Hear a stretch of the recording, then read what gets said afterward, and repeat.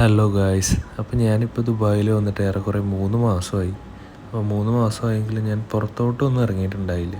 അപ്പോൾ ഞാനിന്ന് ജസ്റ്റ് ഒന്ന് പുറത്തെ കാഴ്ചകൾ കാണാൻ വേണ്ടിയിട്ട് ദുബായിലൊന്ന് പുറത്തോട്ട് ഇറങ്ങിയതാണ്. അപ്പോൾ എൻ്റെ ഒരു കൊളീഗ് സജസ്റ്റ് ചെയ്തിട്ട് ഞാനിപ്പോൾ വന്നിരിക്കുന്നത് മൺകൂളിലുള്ള ദുബായ് പബ്ലിക് ലൈബ്രറിയിലാണ്.